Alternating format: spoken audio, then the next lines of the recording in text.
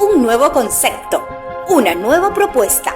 Autores increíbles, el espacio creado para descubrir quiénes están detrás de Relatos Increíbles, nuestra revista hispanoamericana dedicada a los géneros de la fantasía, la ciencia ficción y el terror.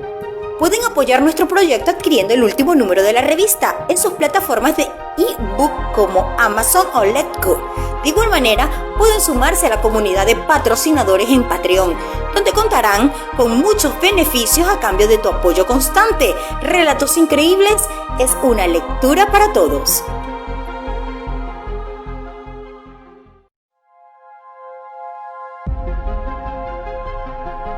Un nuevo concepto, una nueva propuesta. Autores increíbles, el espacio creado para descubrir quiénes están detrás de Relatos Increíbles, nuestra revista hispanoamericana dedicada a los géneros de la fantasía, la ciencia ficción y el terror. Pueden apoyar nuestro proyecto adquiriendo el último número de la revista en sus plataformas de ebook como Amazon o Letgo. De igual manera, pueden sumarse a la comunidad de patrocinadores en Patreon, donde contarán con muchos beneficios a cambio de tu apoyo constante. Relatos Increíbles es una lectura para todos.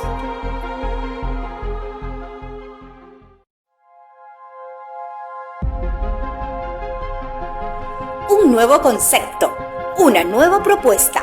Autores increíbles, el espacio creado para descubrir quiénes están detrás de Relatos Increíbles, nuestra revista hispanoamericana dedicada a los géneros de la fantasía, la ciencia ficción y el terror.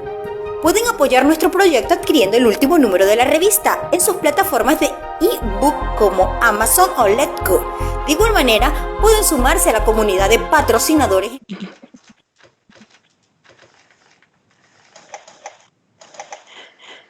Hola chicos, ¿qué tal? Hola chicos, ¿qué tal? Bienvenidos a una transmisión más de Autores Increíbles, que como ya saben, se lleva a cabo todos los viernes en este horario a través de la página de Facebook Relatos Increíbles. No olviden seguir la página, darle like, darle me gusta, en el idioma que sea, pero pónganle manita arriba. Ahí estaremos informando sobre, exactamente, así como Leslie, así. Ahí estaremos informando sobre los números de la revista que se vayan publicando, sobre los siguientes programas y sobre nuevas convocatorias. En esta ocasión vamos a estar los dos entrevistadores. Estoy yo, Isa Arboleida desde México y Javier Gómez desde Colombia. ¿Cómo estás, Javier? Bien, muy bien, Isa. Muy agradecido de estar de nuevo, un programa más de Relatos Increíbles y pues hablando de ese tema bastante bueno e interesante. Perfecto.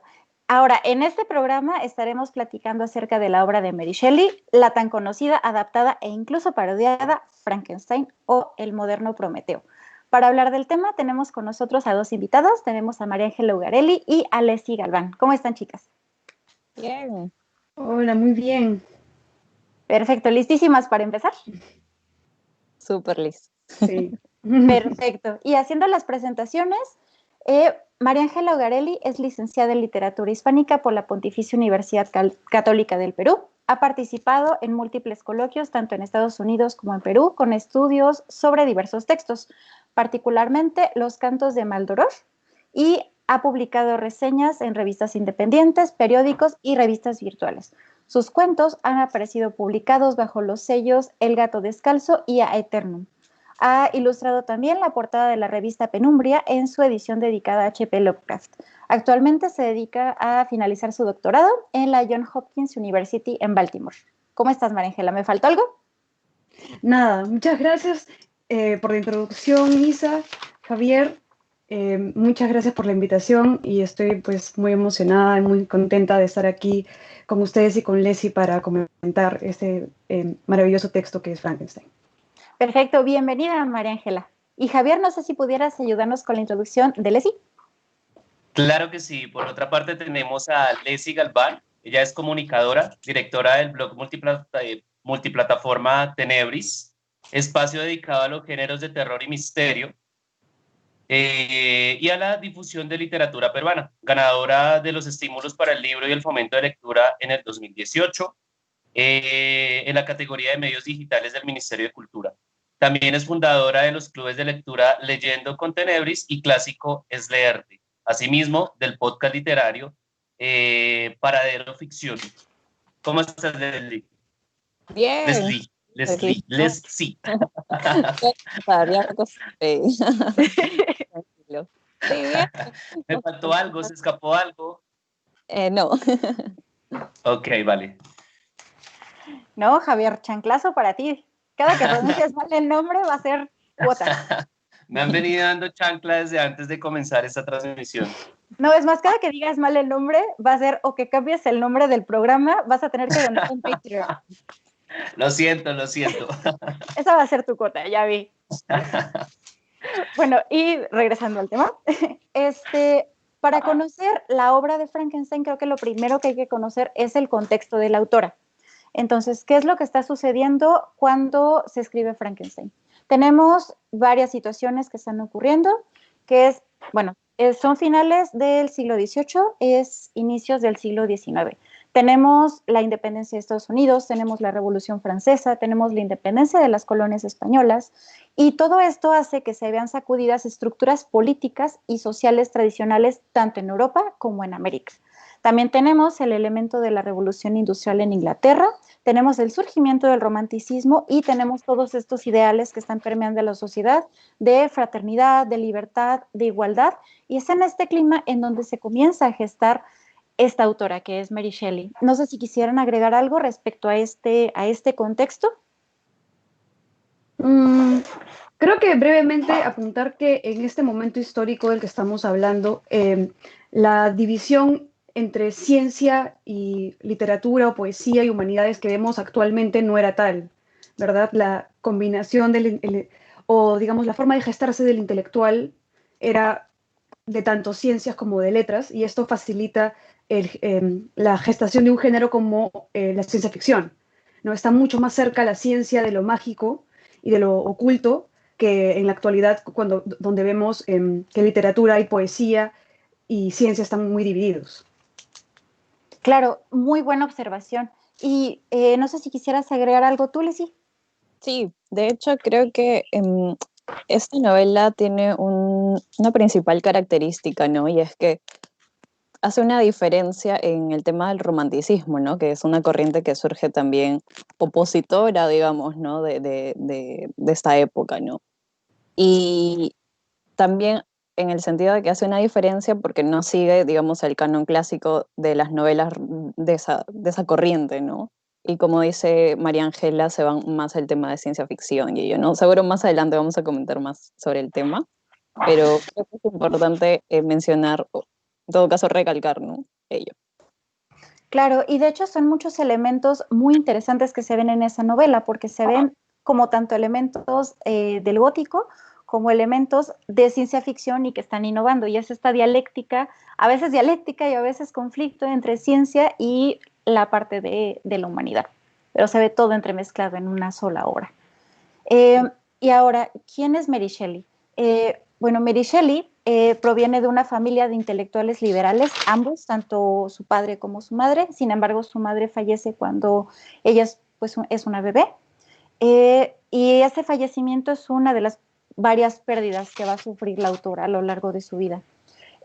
Cuando fallece su madre, queda al cuidado de su padre, quien se vuelve a casar. De hecho, Mary Shelley tiene varias medias hermanas. Y sin embargo tiene acceso a una enorme biblioteca que es de sus padres, y también tiene cercanía con el círculo de intelectuales que tienen relación con su padre. Incluso en este contexto es donde conoce al que después va a ser primero su amante y después su esposo, que es Percy. Lo conoce gracias a estos círculos. Y Percy es el que le habla también de amor libre, de otro tipo de relaciones. Es una relación bastante interesante la que se va formando con su esposo. Y ella, de hecho, si se pudiera prestar un poco al chisme de la vida de la autora, comentar que, de hecho, ellos cuando se conocen, Percy estaba casado. De hecho, estaba casado y su esposa estaba embarazada. Ellas se conocen cuando ella es muy joven, me parece que ella tenía 13 y él 18, corríjanme si estoy metiendo la pata garrafalmente, pero me parece que esas son las edades. Años después es cuando se fugan, y después de que fallece la esposa de Percy es cuando contrae nupcias y ella queda embarazada. Sin embargo, su hijo fallece y por desgracia no va a ser el único hijo que va a perder esta autora. Sin embargo, va a perder varios hijos. Me parece que solo le sobrevive uno, no estoy completamente segura. Sí, ¿verdad? Sí, solo uno, y Sí. digamos que es quien se queda con Mary hasta que muere, ¿no? Hasta que fallece. Creo que es William, si no me confundo. Sí, pero sí, tiene dos hijos anteriores que lamentablemente fallecen, ¿no? Y toda la vida en realidad de Mary ha sido bien trágica, ¿no? Desde el inicio, ¿no? Hay varios análisis que se le ha dado a la novela y digamos que el centro pues es esta relación, ¿no? De Víctor Frankenstein con su creación, ¿no? Que podría ser una analogía con su hijo, ¿no? Y que lo abandona, ¿no? Porque se horroriza de lo que ha creado. Y de alguna forma podríamos por ahí relacionarlo con el hecho de que Mary pues nació sin su madre, ¿no? Toda su vida siempre lo tuvo presente, pero nunca tuvo ese rol, ¿no? De la madre, ¿no? Incluso, como lo has mencionado, Isabel, William Godwin, su padre, pues al fallecer Mary, la madre, trata de, como sea, es lo que yo entiendo, todas las biografías que he leído, como sea, encontrar una esposa, ¿no? Y trata de por ahí conocer a algunas mujeres del entorno, ¿no? En el que él estaba y conoce así a esta señora que lamentablemente no tiene una buena relación luego con Mary, ¿no? Y bueno, Que también estamos hablando, que luego vamos a hablar más adelantico sobre esos temas, pero también se va cultivando en la psiquis tal vez, ¿no? De esa escritora, esta sensación de vacío, ¿no? Hay una pregunta del público que me gustaría abordarla, romper un poquito con esa regla que tenemos para aclarar, para crear mejor este contexto, y es aquella pregunta que dice sobre por qué a Mary Shelley siempre se le enmarca dentro de lo gótico y qué es lo gótico. Ok, si pudieran darnos su punto de vista ambas, sería excelente. ¿quién comienza? No se peleen, las dos pueden entrar. Si gustas, comenzamos contigo, María Comienza. Ángela. Sí. Ya, yo comienzo, ok. Ya. Gótico pues tiene origen, lo que hablaba, ¿no? Esta corriente del romanticismo, que no solamente afectó a la literatura, sino también a la música, a la pintura. Y básicamente todo se resume a la importancia de las emociones, ¿no? Y cómo el ser humano, digamos, tiene esta visión muy subjetiva del mundo. Y bueno, lo gótico viene de ahí, ¿no? Hay una serie de novelas que comenzaron a surgir y hay ciertas características en la literatura gótica, ¿no? La mayoría de narrativas están localizadas en castillos, embrujados, ¿no? En abadías, cementerios, ¿no? Prácticamente estas son como las típicas locaciones. Y hay algo curioso y es que casi siempre se le relacionaba a esta novela romántica o gótica a la mujer, ¿no? Como que las lectoras eran solo femeninas, ¿no? Y ahí hay un muy importante, digamos, elemento para analizar, ¿no? ¿Por qué, no? Y por ahí leí que esto tiene que ver con una especie de relación con la libertad sexual de las mujeres. Y es que, por ejemplo, no sé si han leído esta novela de Anne Radcliffe, Los misterios de Udolfo, u otras novelas, ¿no? Donde siempre hay la intromisión de un hombre, a veces sexualmente atractivo, ¿no? Que penetraba en este lugar y el personaje principal era una mujer, ¿no? Que tenían que rescatar, ¿no? Más o menos por ahí va el tema de lo gótico y creo que Mary, pues como dije, rompe toda esa temática, pone al personaje principal, a Víctor, que es un hombre, ¿no? Y encima tiene este rol de paternidad con esta criatura, ¿no? Entonces creo que por ahí va la respuesta. Y es sumamente interesante, digo, perdón, pero agregando un poco a lo que dice Leslie, es sumamente interesante porque de hecho las tres voces narrativas dentro de la novela son de hombres. Cierto.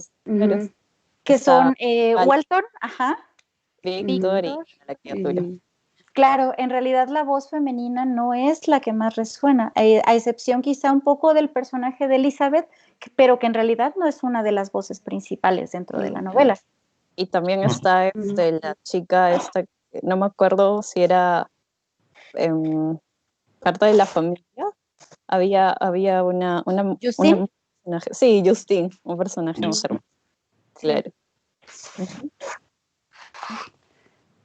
Bueno, un poco para agregar también y desarrollar el concepto de lo gótico, quería retornar a sus orígenes a la, digamos, a la primera novela considerada novela gótica, El Castillo de Otranto de Walpole, y el prólogo que hace Walpole a esa obra, porque allí él expone muy claramente cuál es su motivación para escribir este texto y cuál es su motivación para seguir esta estética que él define como gótica. Y en ese momento él, digamos, instaura lo gótico como un poco con lo que ha dicho Leslie, como lo desbordado, ¿no? Lo que está emocionalmente, que es castigado, ¿no? Por la sociedad por ser demasiado desbordado, demasiado excesivo, ¿no? Igual esto está inspirado en la arquitectura gótica, Walpole lo menciona, ¿no? Entonces hay algo siempre de lo bárbaro instaurado dentro de lo gótico, y yo diría que una de las características más importantes de lo gótico, más allá de los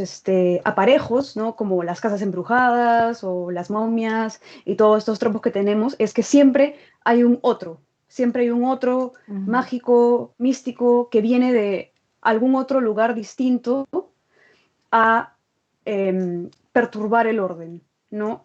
El caso de Drácula, tenemos que viene de Rumanía, entonces suele ser ese el modelo, ¿no? Siempre de este tipo de novelas donde aparece un otro que viene de fuera, ¿no? El caso de Frankenstein por eso también resulta fascinante, ¿no? ¿Quién es el otro? ¿Dónde está el otro? Nos descoloca, ¿no? La centralidad del otro se descoloca.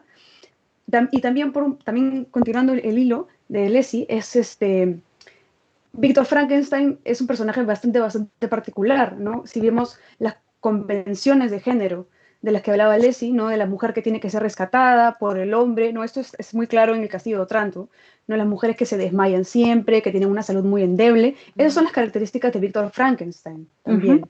Bueno, Víctor Frankenstein está codificado dentro del género como si fuera una mujer en realidad. Los rasgos que se le dan en la novela. Entonces eso creo que también es bastante interesante para comentar quizá más adelante con respecto a ya cuando estemos dentro de Frankenstein. No, y además tienes toda la razón y no lo había pensado hasta ahorita que lo estás mencionando, pero incluso como sus cambios anímicos que presenta a lo largo de toda la novela, sus arrebatos, sus cambios, este ser cuya salud siempre está definida por su estado de ánimo, que va, que viene, y que además algo que mencionaron, que es que él es el creador, él es la madre de la criatura. Si se le da esa lectura, entonces resulta bastante particular la forma de presentar a Víctor. Sí, en eso tienen toda la razón. Y aquí me gustaría hacer como un pequeño paréntesis muy extraño, y ahora van a ver por qué, porque estos elementos de lo gótico se pueden ver incluso posteriormente, ha sido unos elementos que han sido rescatados a lo largo del tiempo en novelas, en películas, etcétera. Y uno de los casos más interesantes es, por ejemplo, la película de Alien, la primera, porque tiene muchos elementos de lo gótico, que esta nave es sumamente similar al castillo clásico gótico oscuro. La protagonista, de hecho, es una mujer y es la que sobrevive al final. Y este elemento externo del que habla María Ángela es el alien. Ajá. Entonces, es una novela gótica futurista. Entonces... Podría tomarse así. Entonces, es como un caso en que actualmente se siguen retomando muchísimos elementos del gótico, simplemente dándoles un nuevo contexto, o sea, recontextualizando esos elementos, pero se siguen integrando en literatura, en cine, en series de televisión, en muchísimos aspectos. Claro. Luego hay otra lectura, y es gracioso porque hasta el mismo hecho de cómo se concibió Frankenstein, ¿no? Y el tema de la maternidad siempre está por ahí rondando en la novela. Y dicen también que Mary se sentía, de hecho, presionada, ¿no? Al inicio hablamos de los padres, ¿no? Que eran intelectuales reconocidos en el mundo donde ella vivía, donde creció, y tenía esa necesidad de escribir, ¿no? Y luego ella lo cuenta creo que es en el prólogo de 1831, de la segunda edición, y dice que pero sí, también le incentivaba a escribir, ¿no? Y cuando tienen esta famosa reunión en la villa Diodati, ¿no? Siempre le preguntaban, ¿y ya sabes qué vas a comenzar a escribir? ¿Cuál va a ser tu historia? Todos ya estaban, pues, ¿no? Por ahí escribiendo, pero ella sentía esa presión, ¿no? Y de alguna forma, no sé si relación con ello, pero digamos que ella misma tenía que dar a luz a un hijo, y prácticamente ese hijo es Frankenstein. Así que por ahí le doy la otra lectura, y creo que Platón, el que dijo una vez una frase, ¿no? Que supuestamente una obra literaria era el legado del hombre, ¿no? Y muy parecido a lo que una madre podía hacer con su hijo, ¿no? Así que, como digo, está súper relacionado con este tema, ¿no? De la Sí. maternidad. Javier, no sé si quisieras agregar algo al respecto. Sí, no, justamente hay una perspectiva desde donde nos pone esta novela, que tiene que ver mucho con lo que decía ahorita Leslie, y es, yo lo tomaba, sí lo tomé desde el hecho de la maternidad o también de la paternidad, pero también desde la responsabilidad de lo creado, ¿no? Digamos que eso fue uno de los cuestionamientos que mientras yo leía la novela, siempre tuve, ¿no? O sea, nunca, de momento fue como la autora que te pone de frente la responsabilidad de los actos, y luego si lo exportamos o lo extendemos hacia lo científico, pues ya está, ¿no? Por ello hablamos también de la primera novela de ciencia ficción, ¿no? Que más adelante también tocaremos ese tema, pero es el cuestionamiento de, podemos inventar una gran cantidad de cosas, pero también está tu responsabilidad como padre o como madre de lo que creas y de lo que sueltas al mundo, ¿no? Claro, Ya. y con este pensamiento me gustaría hacer la primera pausa, pero enseguida regresamos. No se olviden de, para todos los que lo están viendo, compartir el live, darle like tanto a la transmisión que estamos haciendo ahorita, exactamente, como a la página. Y también estamos recibiendo apoyo en Patreon. Realmente nadie sabe cómo se pronuncia, pero no importa cómo lo pronuncien, mientras donen todo está bien. Estamos muy pronto de regreso con María Ángela, con Leslie y con Javier, y enseguida volvemos.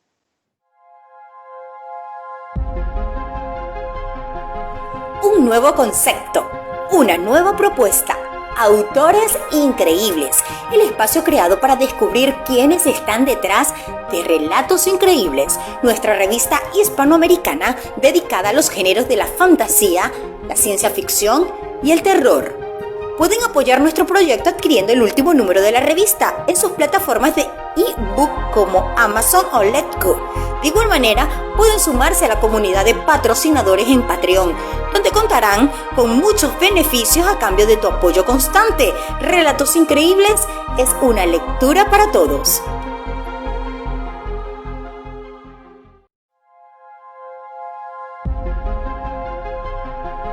Un nuevo concepto, una nueva propuesta, autores increíbles, el espacio creado para descubrir quiénes están detrás de Relatos Increíbles, nuestra revista hispanoamericana dedicada a los géneros de la fantasía, la ciencia ficción y el terror.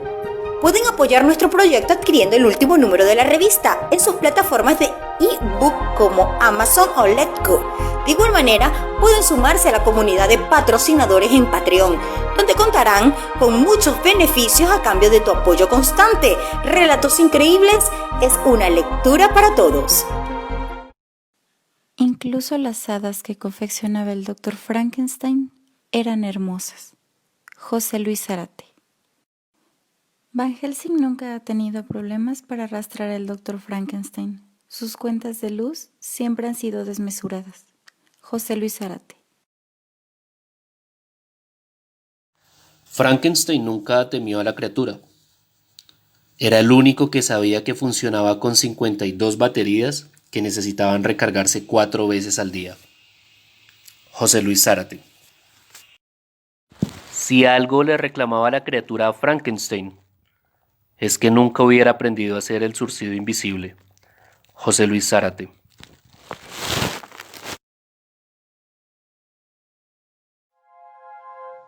Perfecto, estamos de regreso y estamos con Leslie y con María Ángela para seguir hablando del tema de Frankenstein. Y lo que escucharon en las cortinillas, y todo salió bien, es un microcuento de un escritor llamado José Luis Zárate, que tiene diversos microcuentos acerca de varias temáticas y una de ellas pues es Frankenstein y son los que acabaron de escuchar.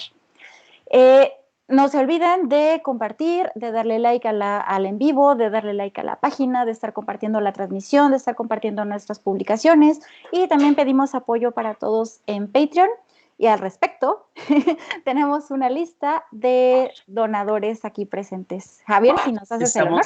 Estamos muy agradecidos con las personas que han donado, que nos han brindado su apoyo hasta el momento. No se imaginan lo importante que es para que podamos continuar con estos espacios.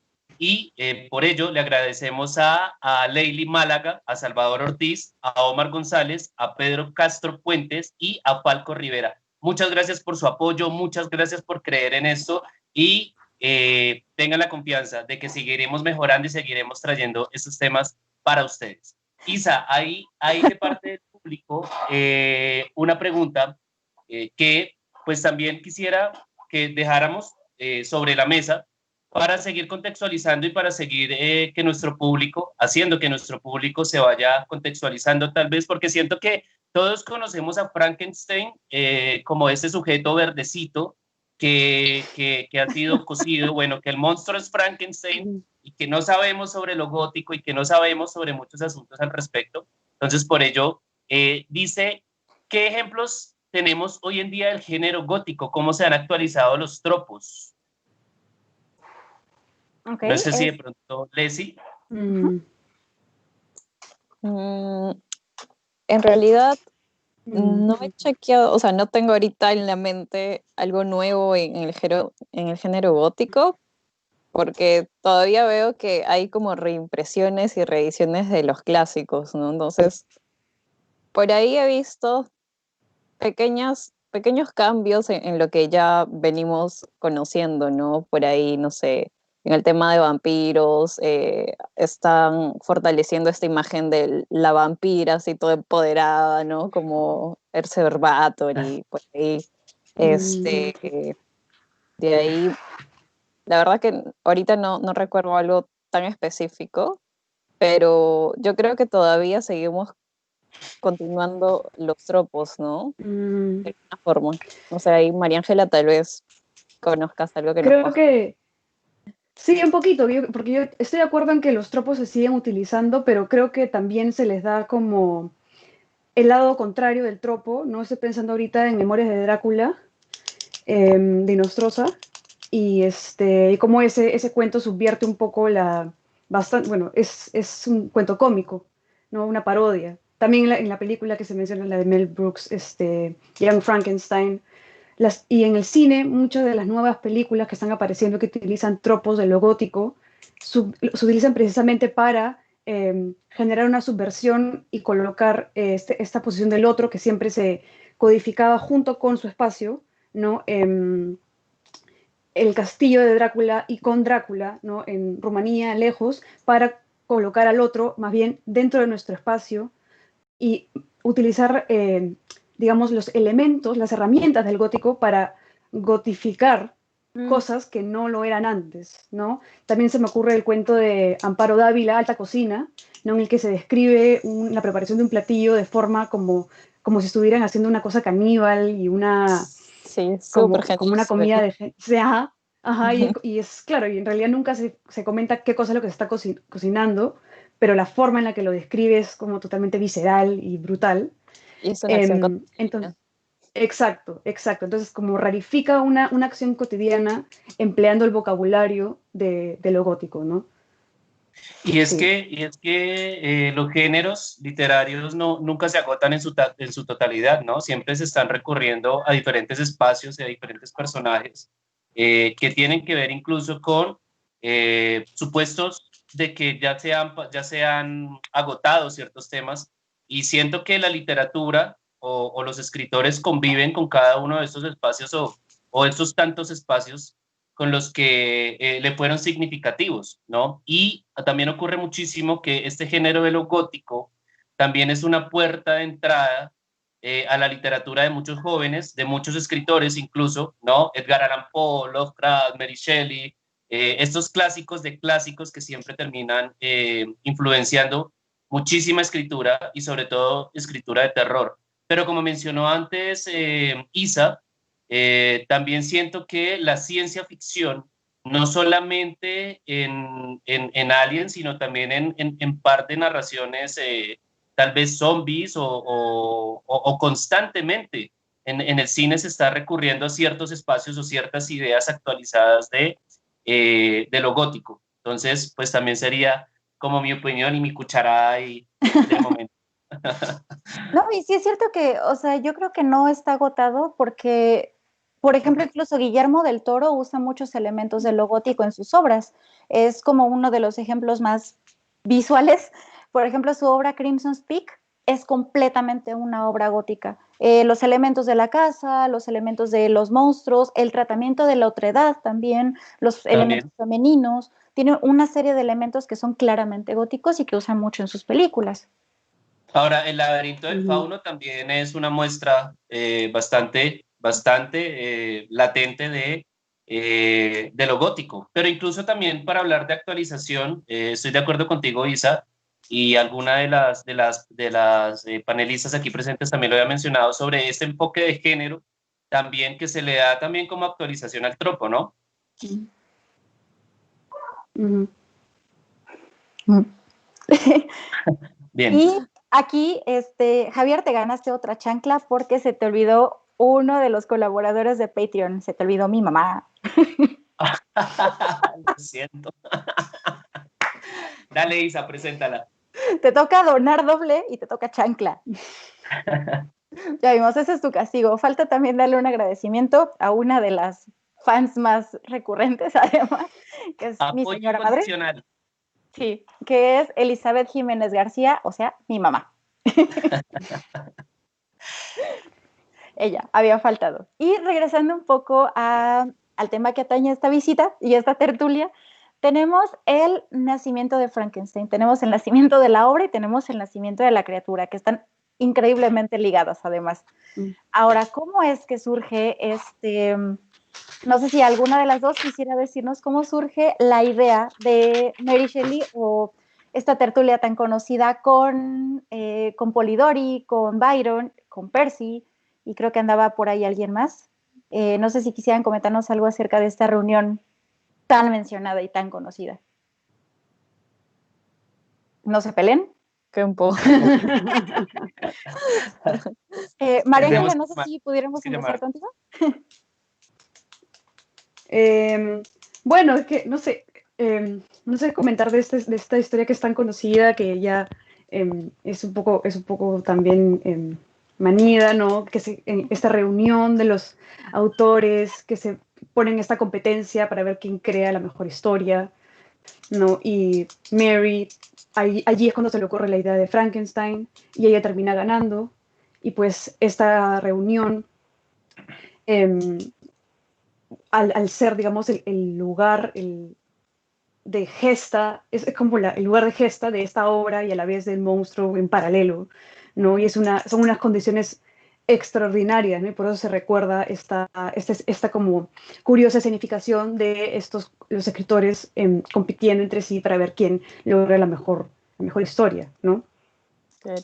Hay un hecho importante y es que comentan, y Mary también lo dice en el prólogo, es que comienzan a leer estas historias de fantasmas, ¿no? De una antología llamada Fantasgoria, ¿no? Que eran relatos alemanes, creo.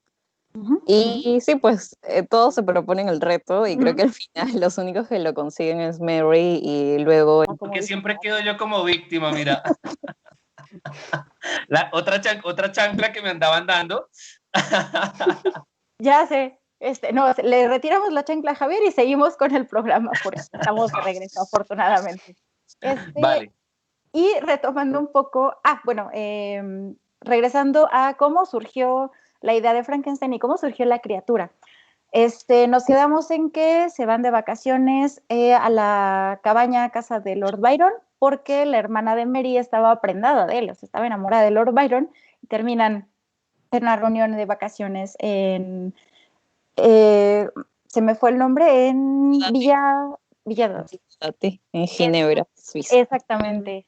Y que además es un lugar que Mary menciona mucho en la novela, que es este lago, que son las montañas, que es estos lugares muy emblemáticos que ella va a estar mencionando. Y también en este reto, los que terminan su narración son Mary Shelley y Polidori, que a Polidori es muy conocido este relato de El vampiro, que además fue criticado o se le hizo la observación de que estaban observando completamente a Lord Byron en el relato, que es este vampiro, y que además terminó siendo un arquetipo de vampiro, que es este vampiro aristócrata, egoísta, muy guapo, pero un canalla completamente. Y esto es porque Polidori estaba enamorado de Lord Byron, y pues Lord Byron tenía una forma de vida y un desprendimiento respecto a las relaciones románticas completamente distinto, pero que tenía que ver con esta cuestión de la libertad, bueno, del amor libre. Pero Polidori de alguna manera termina reflejando sus sentimientos y su tristeza y todos los sentimientos que tenía por Lord Byron en el cuento del vampiro, y que termina siendo un arquetipo del vampiro aristócrata rico, que viaja y que acosa al protagonista. Entonces es interesante porque por los que menos daban que iban a terminar este relato fueron los más emblemáticos, que son Polidori y Mary Shelley. Y también agregar que esto ocurre en 1816, si no estoy equivocada, y es en 1818 cuando sale la primera versión de Frankenstein, con un prólogo de Percy Shelley. Sin embargo, sale como anónimo, porque sí había una dificultad para publicar, dado que era mujer, y porque Percy fue el que estuvo consiguiendo editor, consiguiendo todo, y sale con un prólogo de él. Sin embargo, hay una revisión de la misma autora de 1832, y de hecho esta es la versión que conocemos ahora.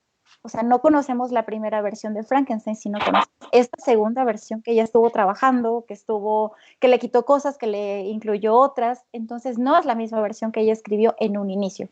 Y ya para 1823, que es algo muy pronto a mi parecer, está la primera representación teatral de su obra. Y wow. Sí, o sea, ella es muy... Me encanta la cara de sorpresa de Javier. No lo sabía, no lo sabía, genial. Y bueno, se considera un precursor de la ciencia ficción, se considera muchísimas cosas que abren para muchos debates muy actuales. Ahora, hay una estructura bien interesante en el libro que es a través de cartas. O sea, toda la narrativa es a través de cartas con 3 voces narrativas, que son Walton, que es Víctor y que es la misma criatura. Y ahora, algo que también comentábamos hace ratito en la tertulia detrás de cámaras, era el surgimiento de la misma criatura, que muchos lo relacionan con electricidad, con rayos, con este elemento muy presente, pero que en realidad no aparece en la novela. En la novela se menciona alquimia, se menciona química, se mencionan sustancias, pero la electricidad es un elemento que no aparece. No sé si quisieran agregar algo al respecto de eso. Sí, un poco quería también, siguiendo este tema de la representación del momento de la creación, creo que es bastante interesante cómo en el mundo, digamos, en la novela, Shelley nos deja con ese misterio, ¿no? Víctor describe muchos de los elementos que utiliza para crear al monstruo, pero no describe nunca directamente cómo lo hizo. Tanto es así que al punto en que la película de Mel Brooks que hemos mencionado, ¿no? Young Frankenstein, hay una parodia de esto cuando aparece un libro enorme que dice How I Did It, ¿no? ¿Cómo lo hice? Esa es, digamos, un poco una de las grandes preguntas que queda en el libro. ¿Cómo lo hizo exactamente? ¿No? Porque cuando él está leyendo esos libros de alquimia, ¿no? El padre le dice, deja de leer estos libros que son sad trash, ¿no? Basura.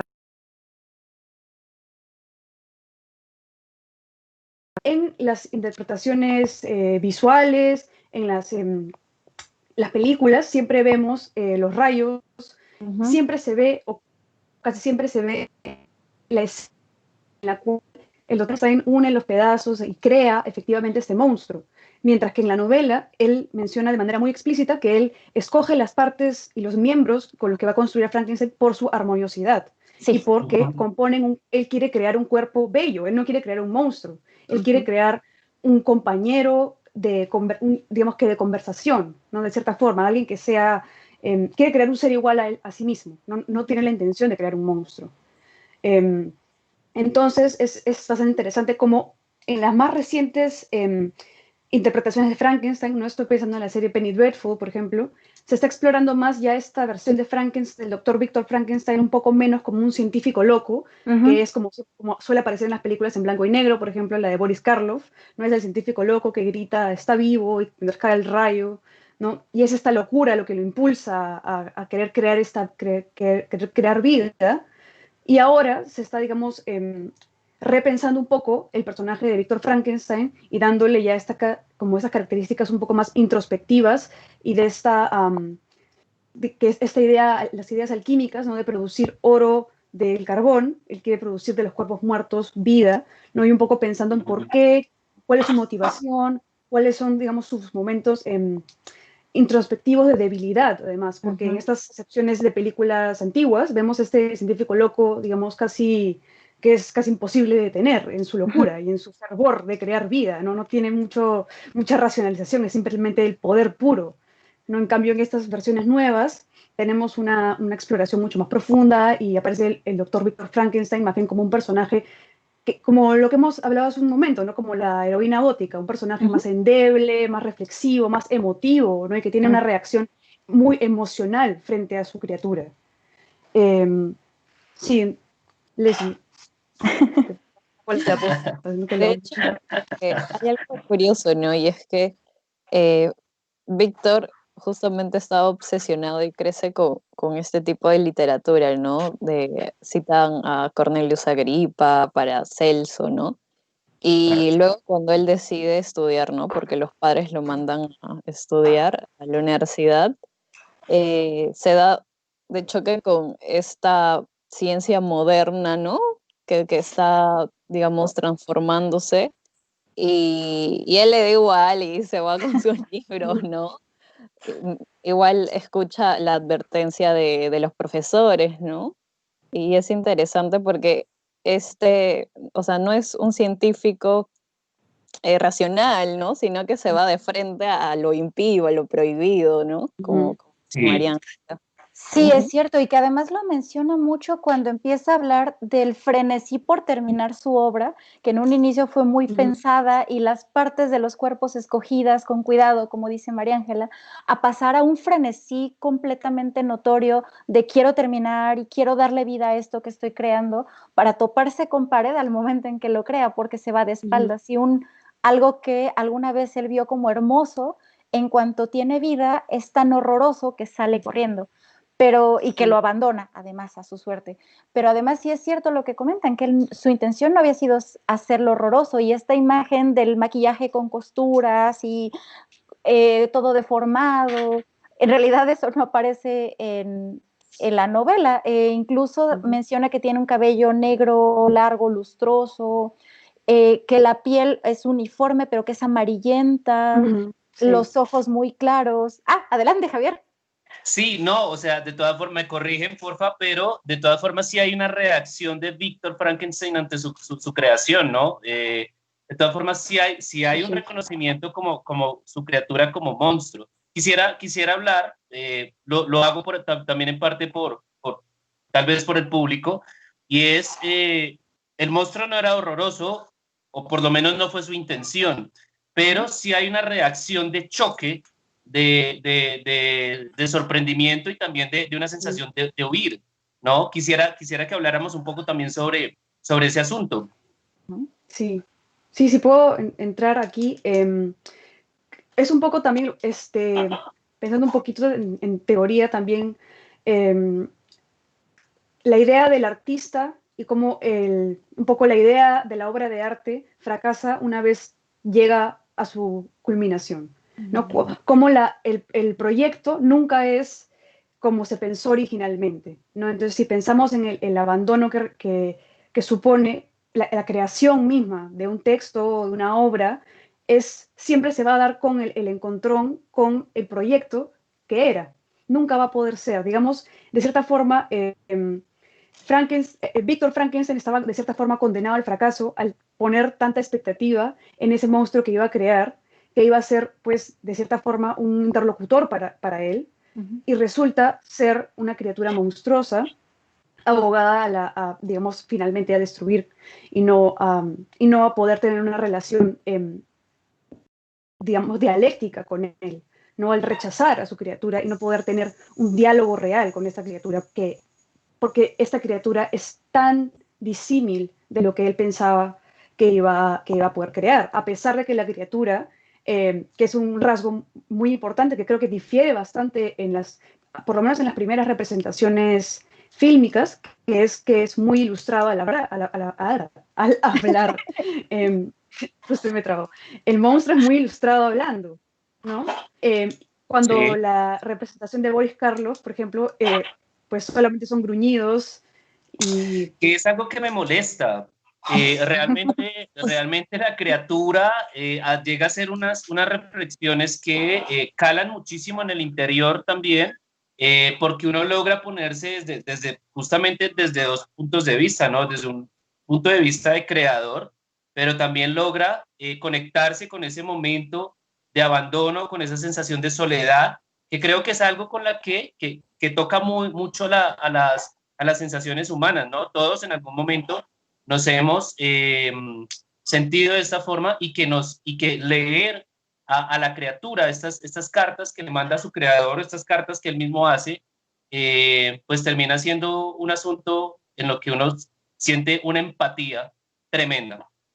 Sí, que termina relacionándose muy estrechamente con que las acciones de la criatura son consecuencia del abandono del creador, porque él sale corriendo, lo abandona a su suerte y todo lo que es la construcción de la psique de la criatura tiene que ver con que ha sufrido un rechazo continuo por toda la sociedad, empezando por su creador y por su padre, continuando con todas las personas con las que se encuentra, a excepción de quizá uno y por un breve momento, que es este anciano invidente, y como no lo puede ver, no siente ese rechazo inmediato como le sucedía a todos los demás.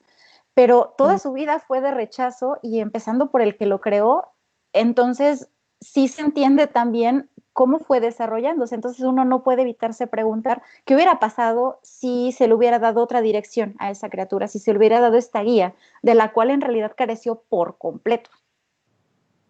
Claro, de hecho, hay algo que quería agregar sobre el tema del cine, y es que las primeras representaciones que hay sobre Frankenstein pues eran en cine mudo, ¿no? Entonces, lo fuerte en esta criatura, como decía María Ángela, es que tiene el don de la palabra, ¿no? Y casi de la persuasión. Era muy inteligente, ¿no? Y digamos que las primeras representaciones, pues sí, lo hacen como este ser súper torpe, ¿no? Que mueve los brazos, ¿no? Súper pesado, ¿no? Y sobre lo que estaban hablando, acá tengo dos citas que justo reflejan lo que decías, Isabel. Y él dice, no, yo era bueno y cariñoso, el sufrimiento me ha embelecido. Tenía sentimientos de afecto, pero fueron anulados por del desprecio y el odio, ¿no? Y ahí está esta contraparte de quién realmente tiene la culpa, ¿no? O sea, el tema del entorno social donde crece esta criatura tiene mucho que ver, ¿no? Porque es prácticamente quienes lo rechazan. Y hay una lectura, digamos, filosófica, como que se argumenta esta parte en la obra de Shelley, sobre Rousseau. Él decía, no sé si recuerdas, sobre el hombre, el individuo, el ¿no? buen salvaje. Exacto, ¿no? Supuestamente es virtuoso porque es a la imagen de Dios y está de alguna forma encadenado a la sociedad y es quien lo corrompe, ¿no? Pero también hay otras lecturas que se le puede dar con otros pensadores, porque, por ejemplo, Locke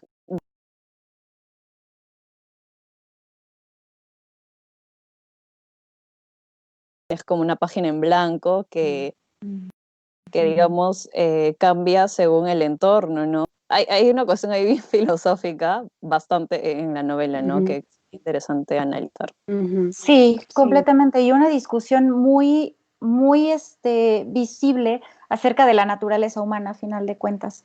Es buena, es mala, cuál es la verdadera naturaleza, porque además la criatura está hecha a imagen y semejanza de Víctor, y Víctor no es perfecto, tiene todos los defectos del mundo, Sí. que de muchas, y bueno, su primer error fue esa, abandonarlo. Y en esto tiene que ver lo que decía Javier hace rato respecto a la responsabilidad que tenemos respecto a nuestras acciones y a nuestras creaciones. Y ahora lo podemos ver con inteligencia artificial, con clonación, con una serie de elementos bien interesantes, porque de hecho se considera que en esta obra hay uno de los primeros tratamientos acerca de bioética. O sea, podemos hacer algo, pero debemos. O sea, el hecho de que podamos hacer algo no significa que tengamos que hacerlo.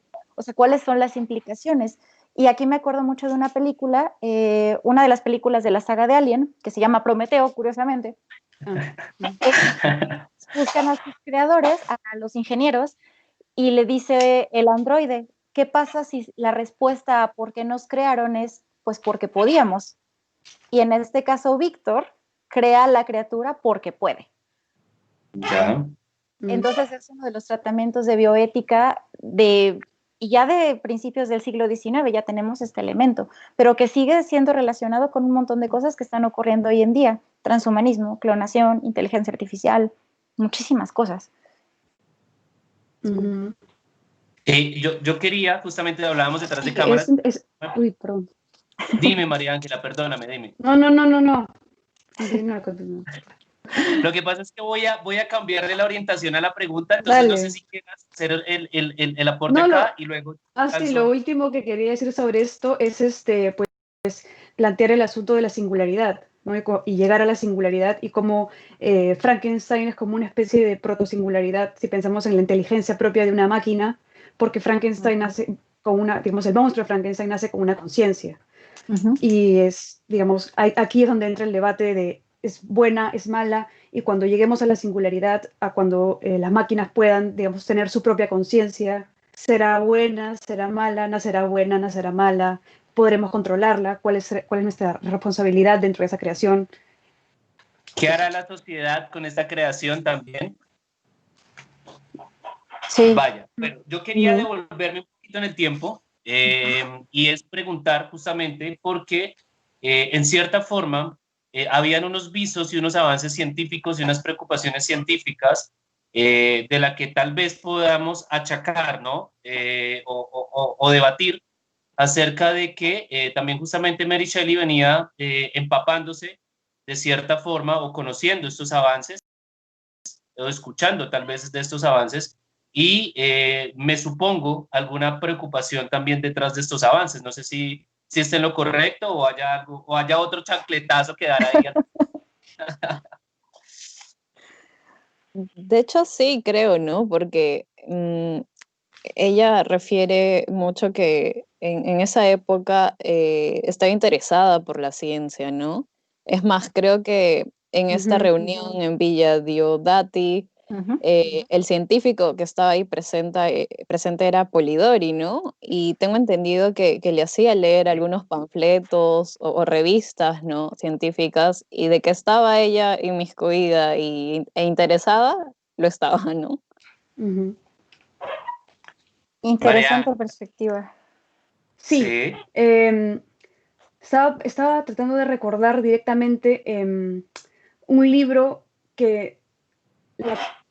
aquí está, El discurso sobre química de Humphrey Davis, que es un libro que parece que, digamos que la crítica anglo ha definido que ese libro estuvo en posesión de Mary Shelley, que probablemente ha sido uno de los que influenció los detalles que tenemos sobre la creación del monstruo en el texto. También es muy conveniente, digamos, es muy conveniente narrativamente y también es muy conveniente autorialmente que Mary nunca explique cómo se gesta el monstruo, porque quizá ella tampoco hubiera sabido digamos, los detalles de cómo hacerlo. Claro.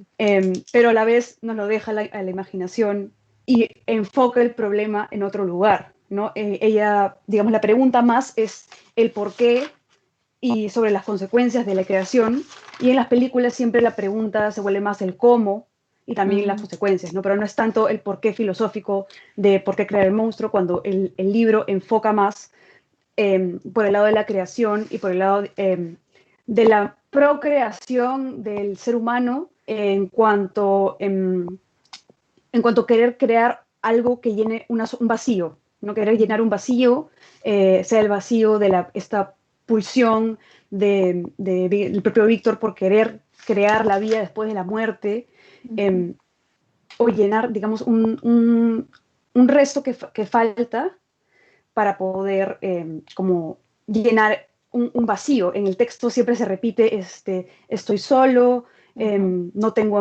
amigos, ¿no? Tanto Walton como Víctor están buscando amistad, ¿no? Víctor se siente solo dentro cuando va a estudiar, Walton está pues en la mitad del hielo y está buscando desesperadamente a alguien con quien hablar, a pesar de estar usando un medio, como habíamos comentado, intrínsecamente de dos, ¿no? Hermenéutico, las cartas.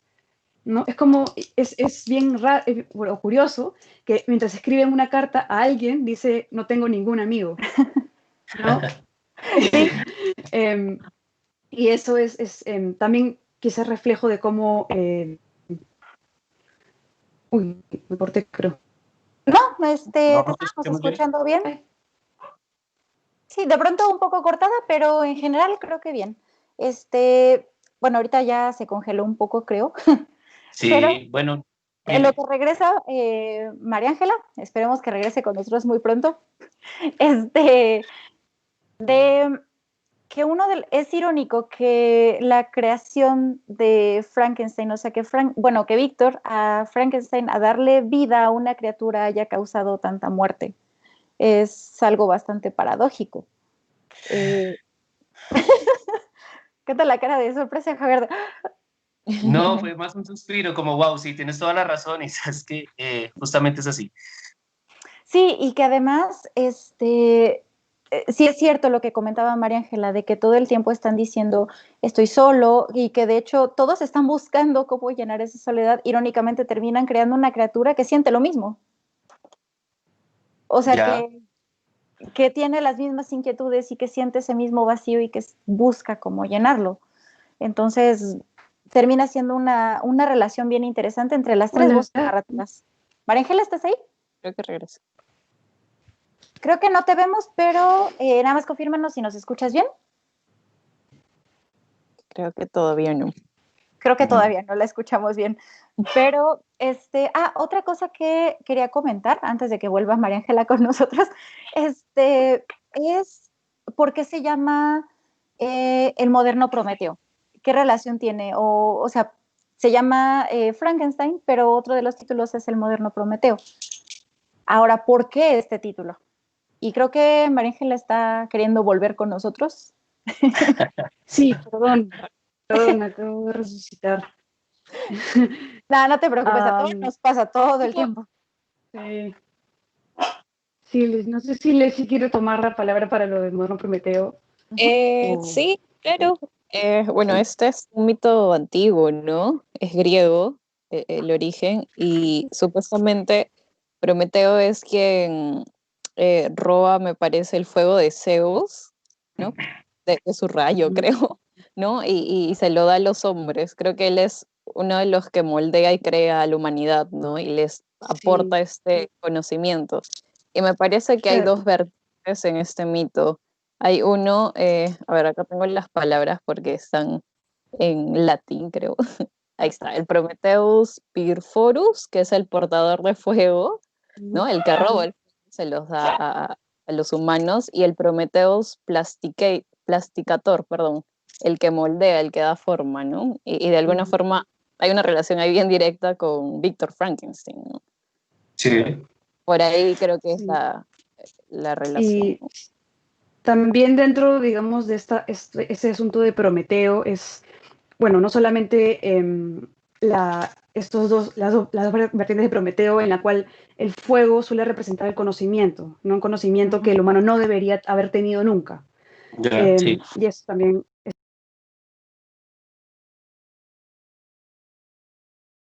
este acto, ¿no? Queda castigado siempre por el acto.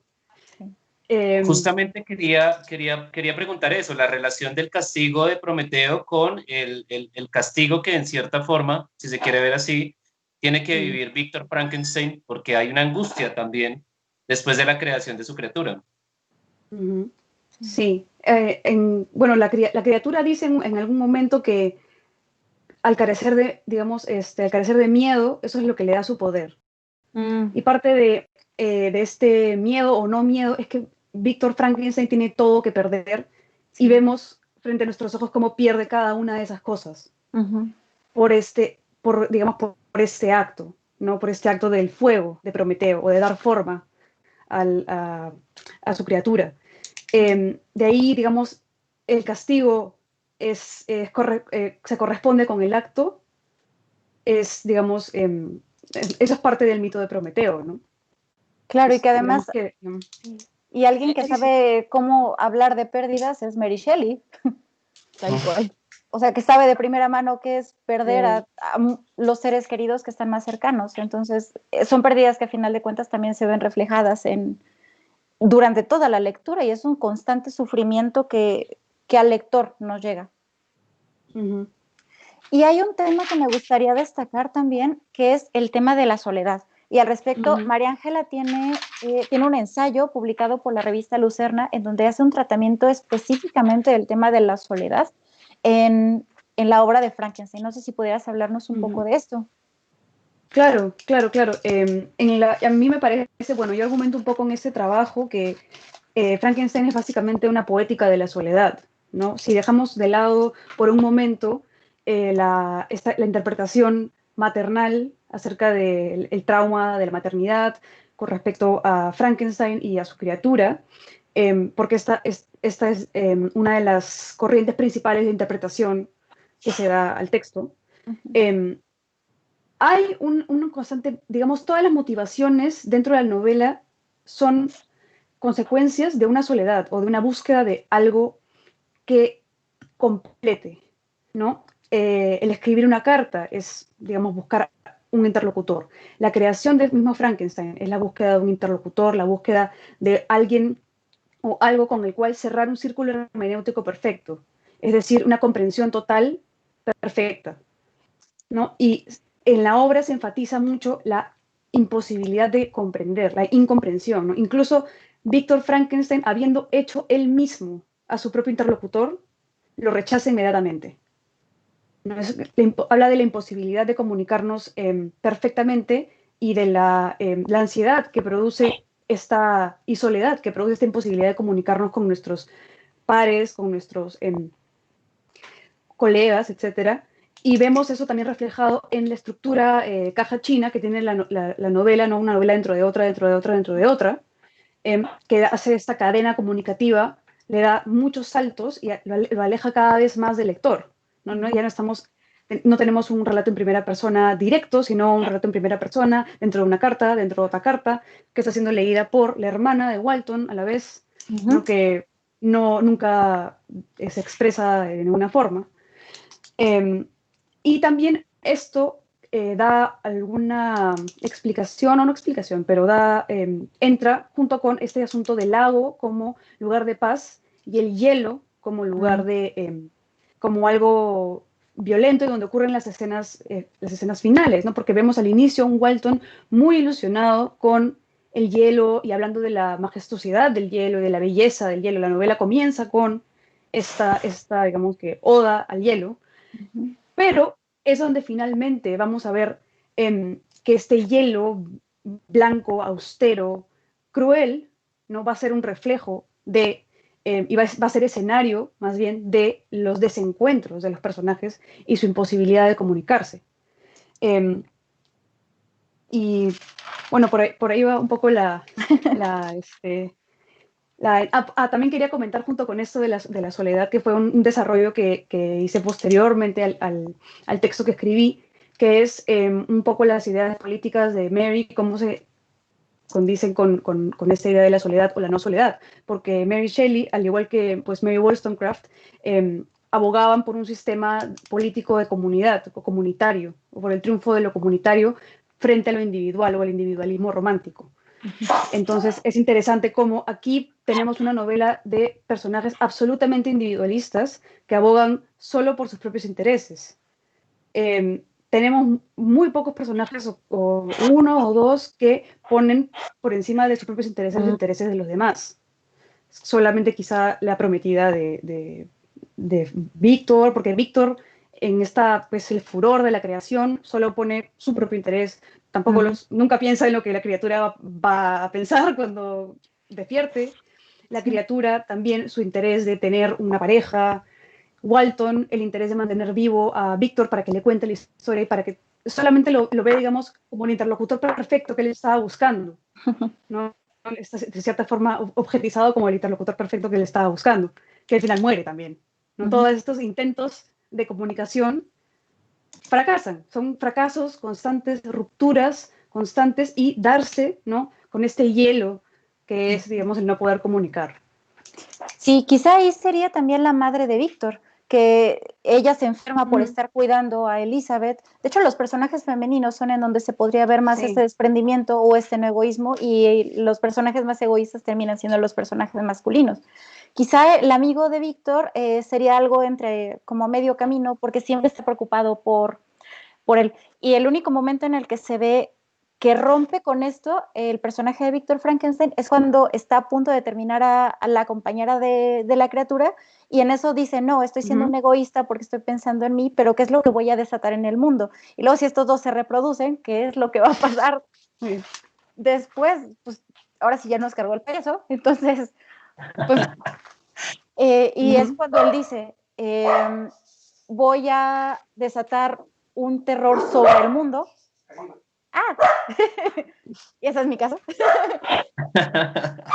Pero al final de cuentas, él dice, no, tengo que pensar en la humanidad antes que en mi propia persona. El problema es que no pensó que iba a ser en sus seres queridos, sino pensó que la víctima final iba a ser él. No pensó en que también iba a pasar lo de Elizabeth.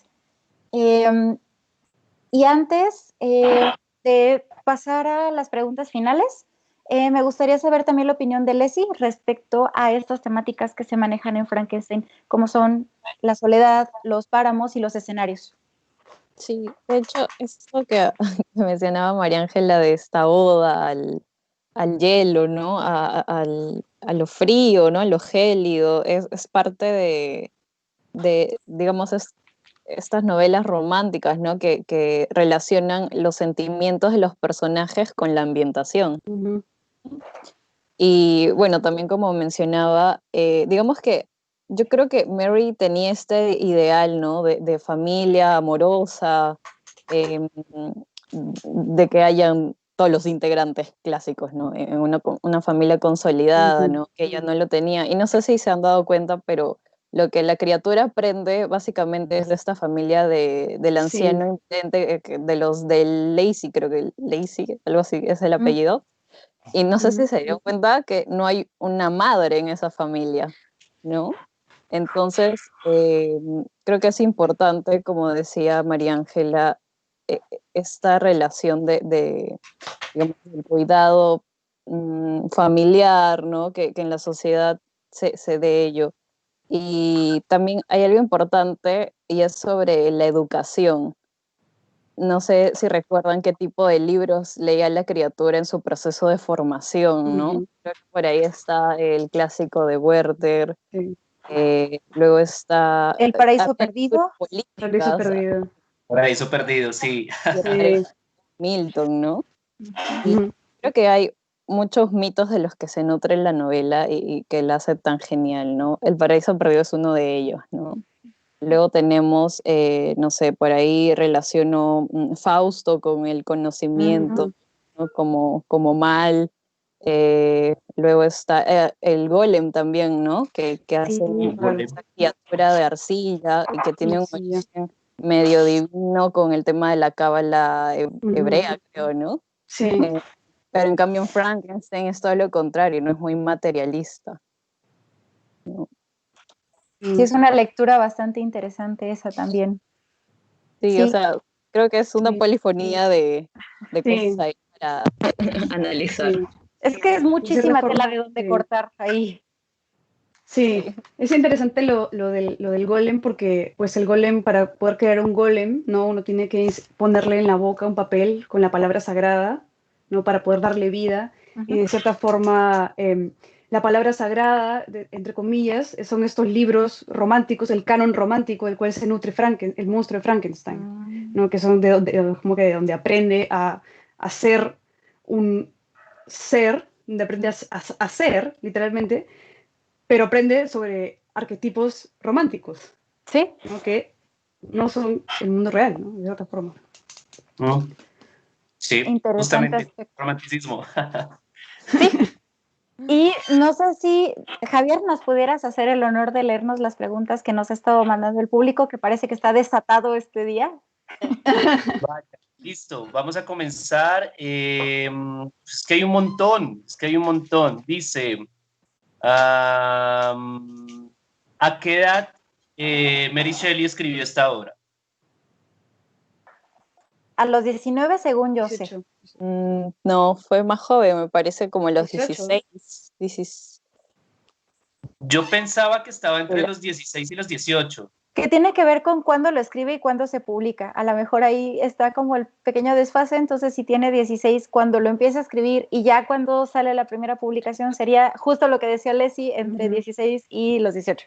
Exacto. Ok, bien. Que además hay que tener en cuenta que a esta edad pues ya estaba comprometida, ¿no? Sí. Que es una de las discusiones, que hay algo que también se ha discutido un poco sobre ello, ¿no? ¿Qué ejemplos tenemos hoy en día del género gótico?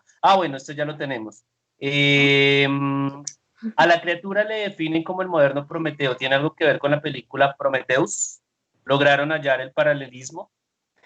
Pues de hecho lo comentamos hace ratito incluso, que era la cuestión creador, creación, perseguir al creador para pedirle cuentas respecto a los motivos de por qué estamos aquí, cuál es nuestro destino, y finalmente sí parece que somos un producto, o al menos en esa película se demuestra que somos un producto de una cuestión científica, pero que la intención nunca fue por ser una cuestión divina o una cuestión de crear de forma desprendida, sino literal eso que decíamos hace rato, nos hicieron porque podían.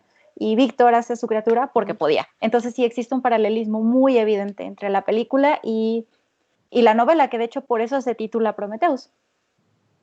Ok. No sé si Leslie o María Ángela, ¿hay algo que decir al respecto o continuamos con la siguiente? Continuemos, yo creo, ¿no? Porque ya, sí, ya lo Ya explicamos. está contestada, sí. Perfecto. Listo. Según su opinión, es decir, la opinión de las dos chicas que nos acompañan el día de hoy, y bueno, también, supongo que la de todos, no sé por qué estoy sesgando la opinión. Ya me cortan a mí, ¿se dan cuenta? Bien, según su opinión, ¿qué autor piensan que ha heredado el legado de Mary Shelley y Frankenstein? ¿Y por qué? Yo comienzo generalizando, ¿no? Yo creo que la ciencia ficción, sobre todo cuando hemos tratado este asunto de la robótica, ha heredado un poco este hecho de la creación y de cómo las creaciones inteligentes que podemos crear ha venido en nuestra contra, ¿no? Que de hecho, pues ahí es donde tocamos el tema de la ciencia ficción, creo. Sí, yo creo que sí. Incluso a mí se me viene a la mente así de primera mano Blade Runner, o sea, el cuento de Philip K. Dick, que tiene que ver con la creación de los replicantes y de cómo al final de cuentas terminan cazando a estos mismos replicantes. Esta podría ser una herencia muy evidente entre, o sea, de Mary Shelley hacia Philip K. Dick, que es uno de los autores más conocidos y más adaptados cinematográficamente de ciencia ficción. Entonces, esa podría ser una. Hay la novela de Los superjuguetes duran todo el verano, de donde sacaron la película de inteligencia artificial, que también es esta creación que empieza a desarrollar sentimientos de amor hacia la madre. Entonces está el tema de maternidad, de la creación, del amor, de una creación artificial que desarrolla sentimientos también y conciencia. También podría ser otra herencia y son los que se me ocurren ahorita. Bueno, yo pensaba, no sé qué tan acertado esté, pero yo pensaba en Sueños de Robot de Asimov también. Hasta ahora van dando puros autores de ciencia ficción. Sí. Hay otros. De hecho, yo creo que en toda la literatura fantástica, ¿no? Y las producciones que tenemos hasta el día de hoy, de alguna u otra forma, Frankenstein ha calado en los autores, ¿no? Creo que sí, Sí. cimienta las primeras bases de la narrativa de ciencia ficción, ¿no? Pero yo Ujú. creo que, o sea, por ahí hay un pedacito en todas las novelas, ¿no? Algún Sí, elemento sí, transversal incluso. sí. Creo que de hecho yo diría que digamos, en el momento en el que se crea Frankenstein, en el que Mary Shelley crea la novela, al estar la ciencia mucho más ligada a la magia, al ser algo mucho más opaco para el común denominador digamos que de la persona, eh, estaba mucho más ligado al género fantástico también. La ciencia ficción y lo fantástico están hermanados al inicio, en sus orígenes, ¿no? Cuando el género comienza a llegar a Latinoamérica, es, digamos, dado el nombre que recibe en italiano, fantasciencia, ¿no? Ujú. Ciencia Ok. fantástica. Es lo fantástico junto con la ciencia. Y esto se ha ido separándose cada vez más y ahora tenemos, digamos, ejemplos de ciencia ficción muy, muy distintos y muy, muy alejados de la estética, de lo fantástico y de la estética de lo gótico, ¿no? Ujú. Especialmente la ciencia ficción estadounidense es, y sí, todos los cuentos de ciencia ficción digamos que de naves y ese tipo de cosas, e incluso en la creación misma, los cuentos de creación se vuelven como muy asépticos y muy lejos del desborde de emociones de lo gótico, ¿no? Los científicos se vuelven muy distantes de esto. Sí, es Se cortó cierto. otra vez. Sí, Cierto. Bien, hay una pregunta justamente también, un poco relacionada a lo que estábamos diciendo, que me gusta mucho que el público haga este tipo de preguntas porque siento que se contextualizan y entran un poco a este lado oscuro de la literatura un poco más, y es que hay una diferencia entre el terror y lo gótico o si es lo mismo. Mm, Está dentro una de la otra, creo, ¿no? Ujú. Digamos que el inicio del terror es el terror paranormal, ¿no? Psicológico, y son elementos que toma lo gótico. Entonces yo creo que está dentro de, ¿no? Tal vez, o sea, sí hay una diferencia cuando hablamos de horror y terror, ¿no? Pero Ujú, lo gótico definitivamente está dentro del terror. sí. ok. Y bueno, no sé si está uno dentro o fuera, o quizás son dos categorizaciones paralelas, ¿no? O que funcionan en modo paralelo. Algo puede ser gótico y ser de terror, como Claro. puede ser gótico y no tener elementos de terror, también subvertir, puede ser una comedia con elementos góticos ¿Mm? subvertidos, digamos. Y también algo puede ser de terror y no ser nada gótico, Sí, estoy de ¿no? acuerdo, ¿no? Pues las De películas de repente terror, también muchas tenemos el películas de arte terror de Hollywood o gótico, la Alien. arquitectura Em, gótica. Ujú. Y ujú, es más lo que decía María Ángela al inicio, y es que creo que no hay géneros puros, ¿no? Ujú. Tenemos un poco de todo, y eso es lo genial de la literatura, ¿no? Que así vamos, ujú. digamos, contribuyendo poco a poco a estos subgéneros que cada vez, o sea, sé que nacen nuevos subgéneros cada cierto tiempo, y eso es lo genial, ¿no? Sí. Claro. Y respecto a estos temas, no desaprovecho la oportunidad para hacer el comercial de que en la revista de relatos fantásticos van a encontrar estos elementos, van a encontrar relatos que retoman algunos elementos góticos, van a encontrar relatos de terror, van a encontrar relatos de fantasía y relatos de ciencia ficción, y muchas veces hay elementos intrincados como los que estaban mencionando ahorita. Entonces no dejo pasar la oportunidad para hacer el comercial de que lean la revista, ya salió el número 18, y también están los números anteriores, y también que apoyen en Patreon porque tenemos que sobrevivir de alguna manera. Tenemos y queremos mantenernos, ¿no? Porque siempre es bastante destacable los autores y los invitados que tenemos el día de hoy. Y decir que Les y María Ángela nos han aportado muchísimo, muchísimo. Que han hecho que esta conversación sea bastante nutrida y bastante interesante. Hay una pregunta de una persona que se llama, o que aparece como Jiménez Eli. ¿Quién será? ¿Quién será? Y dice lo siguiente: con esta soledad provocada por la pandemia del COVID-19, ¿crearemos otros Frankenstein? Oh, esa es una muy buena pregunta. De hecho que Y sí. la pregunta es si las dos personas que nos acompañan el día de hoy están creando sus propios Frankenstein. Yo, de hecho, todavía no tengo esa chispa vital de la creación, todavía no, pero yo creo que sí, ¿no? Como digo, es un clásico pues que ha marcado generaciones, no siglos de siglos, y es imposible que alguien no se inspire en esta historia, ¿no? María Ángela, Ujú. tú no sé si por ahí has Sí, intentado tu Frankenstein. un poco, ¿no? Porque a mí me interesa bastante cómo este tropo de la ciencia ficción, ¿no? La creación del sujeto alterno, del pseudo humano, suele ser un hombre el que lo hace, ¿no? Un hombre que crea una criatura, ya sea hombre o mujer. Por ejemplo, pienso en Ex Machina, Mm. ¿no?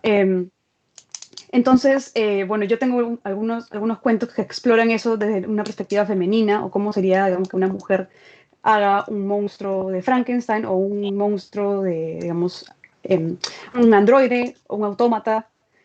Entonces, por ahí va un poco algo de los cuentos que he escrito y de los proyectos en los que estoy ahorita trabajando. Oye, está excelente. La verdad es que nos daría muchísimo gusto leer esos escritos que están, esos pequeños Frankensteins que están saliendo de ustedes. La verdad es que así como ha sido la plática, la verdad es que yo creo que a todos nos dejan picados con leer qué es lo que ustedes están escribiendo, o sea, las temáticas que ustedes están abordando y sus narrativas yo creo que deben ser súper interesantes. Entonces, la verdad es que creo que hablo por todos al decir de que sí nos gustaría que por favor publiquen pronto, de preferencia con nosotros, obviamente. De preferencia con nosotros, sí. Sí, para poder seguir leyendo lo que ustedes están produciendo. La verdad es que sería lo mejor de todo. Y por desgracia, de hecho, nos colgamos un poquito más de tiempo. Hubiera sido muy padre seguir con la plática, Sí. pero originalmente era 1 hora y ya nos aventamos 1 hora y media. Les pedimos disculpas a todo mundo, pero Igual nunca respetamos el límite de tiempo y yo quiero agradecer a las personas que siempre nos acompañan hasta el final, ¿no? Siento que hay sí siempre un número de personas que están interesadas y que nos terminan acompañando hasta el final. Y es que justamente no sé si el público se identifica en el sentido de que muchas veces nosotros como conductores también estamos tan interesados y tan metidos en la conversación que confieso que lo hacemos incluso adrede, ¿no? Queremos seguir escuchando lo que ustedes nos aportan y en cierta forma somos los culpables de que se extienda tanto en el tiempo. completamente de acuerdo. Sin embargo, sí, a los que nos están escuchando les gustó mucho el programa, también pueden dejarnos el comentario si quieren que hagamos una segunda parte y dirigido hacia ¿qué? Hacia adaptaciones cinematográficas, hacia nuevos resignificados, hacia literatura que esté relacionada con Mary Shelley.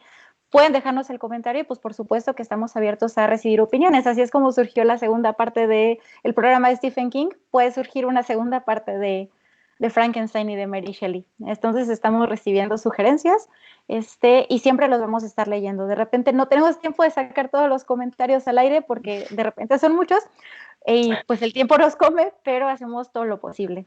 Y pues yo creo que lo que nos queda ahorita es agradecerles muchísimo tanto a María Ángela como a Leslie y a Javier que hayan estado con nosotros en este programa. Yo creo que fue una charla súper interesante, súper amena. La verdad es que yo aprendí muchísimo con ustedes y son unas lecturas que han hecho bien interesantes de Mary Shelley.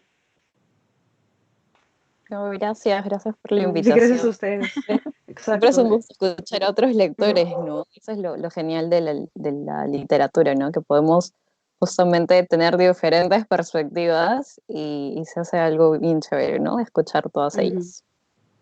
Sí, ujú. la verdad es que creo que este espacio nos ha permitido incluso entre nosotros encontrarnos entre distintos países, entre distintos acentos, entre un mar de gente, encontrar personas con intereses en común, lo cual ha sido bastante benéfico para la salud mental de los conductores, para empezar.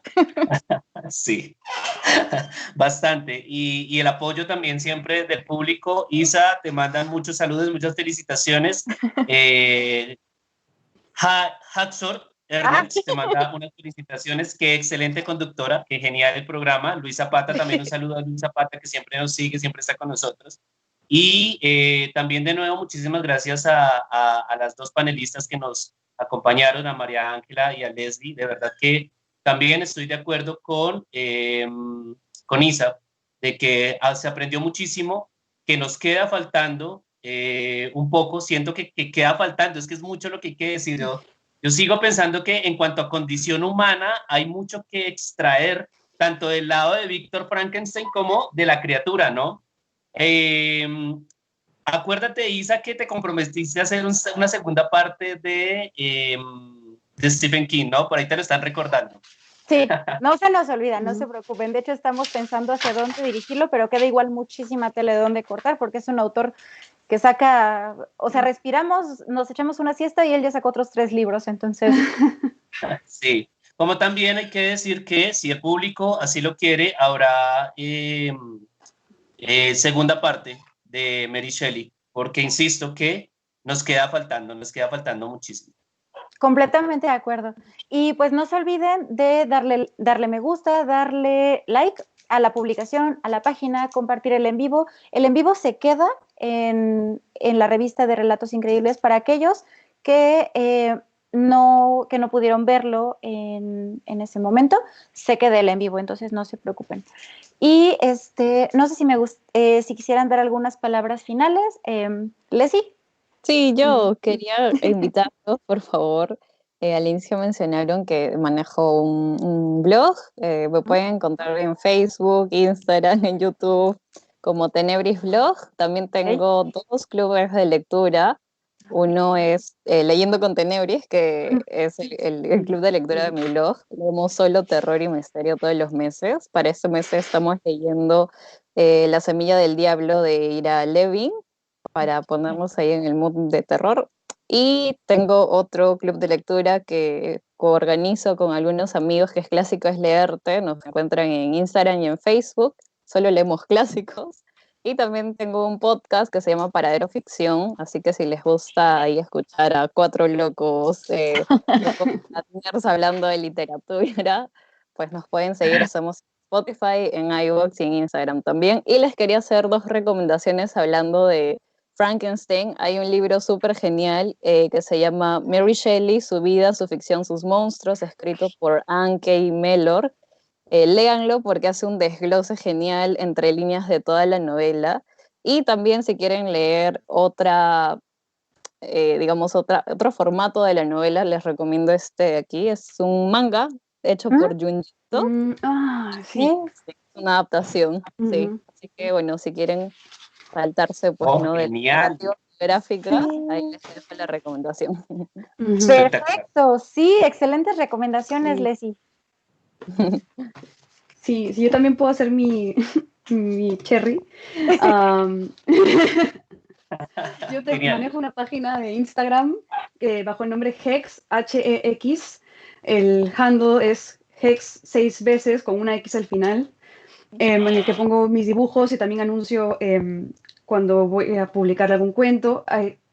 Mis cuentos, por lo menos los que son accesibles virtualmente, están publicados por la editorial Aeternum, y en su antología sobre cuentos de héroes nacionales, y también en la de Los Gatos, antología sobre cuentos sobre gatos y cuentos sobre héroes nacionales como tergiversados y oscuros. Y también tengo una página de Facebook con el mismo nombre de Hex. Y pues si puedo hacer algunas recomendaciones de libros también relacionados con Mary Shelley, que los tengo aquí. Este libro pues salió hace poquito, que se llama Making the Monster, que es precisamente sobre la ciencia, este tema de la ciencia con Mary Shelley. La edición esta edición que tengo aquí, esta edición crítica de Norton, que si pues tienen acceso a esta edición crítica y acceso al inglés, pues tiene muy buenos textos críticos con respecto a diversas corrientes y vertientes críticas que se han hecho sobre el texto. De hecho, este libro se ve muy grande, pero en realidad Frankenstein es como la mitad y todo lo demás es corpus crítico, sí. Y este libro también es una lectura mucho más ligera, pero si llegan a tener acceso a él, es un libro muy bonito, que se llama Monster She Wrote, que es sobre precisamente mujeres que fueron pioneras en ciencia ficción. Es un libro muy...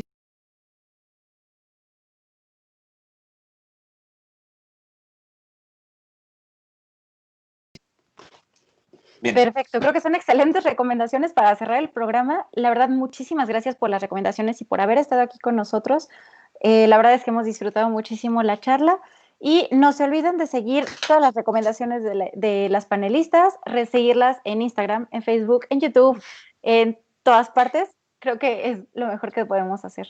Y Que se trata de que seamos comunidad, perdóname, Isa, que se trata justamente de eso, de que nos sigamos, de que seamos comunidad, de que nos aprendamos, de que estemos también viendo lo que hacen las demás personas. Era eso. Claro, no, sí tiene toda la razón, porque en realidad es lo que estamos formando actualmente y pues ya a nivel internacional. Digo, porque aquí estamos de México, de Colombia, de Estados Unidos, de Perú, entonces estamos haciendo una comunidad bien bonita hasta el momento. Y pues de momento nos despedimos, pero no se olviden que este mes es el especial de terror. Solo con la siguiente sesión tenemos el tema de fantasmas. Y estaremos sacando el cartel próximamente, pero durante todo el mes estaremos con temática de terror y de hecho el 31 de octubre vamos a salir todos disfrazados. Entonces va a ser una cosa visual bastante interesante y bastante bonita. Todos ya estamos preparando nuestros disfraces para salir al aire el 31. Y no se olviden de compartir el en vivo, de compartir la página, de darle me gusta, de darle like y también de apoyarnos en Patreon. Sus donaciones significan muchísimo para que este proyecto pueda seguir funcionando y para que se sigan haciendo más programas tan interesantes y con panelistas tan buenos como los que tenemos hoy en día. Y de mi parte, muchísimas gracias a todos.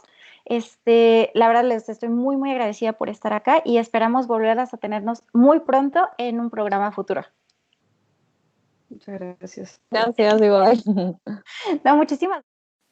Incluso las hadas que confeccionaba el Dr. Frankenstein eran hermosas. José Luis Zárate. Van Helsing nunca ha tenido problemas para arrastrar al Dr. Frankenstein. Sus cuentas de luz siempre han sido desmesuradas. José. Un nuevo concepto, una nueva propuesta. Autores increíbles, el espacio creado para descubrir quiénes están detrás de Relatos Increíbles, nuestra revista hispanoamericana dedicada a los géneros de la fantasía, la ciencia ficción y el terror. Pueden apoyar nuestro proyecto adquiriendo el último número de la revista en sus plataformas de ebook como Amazon o Letgo. De igual manera, pueden sumarse a la comunidad de patrocinadores en Patreon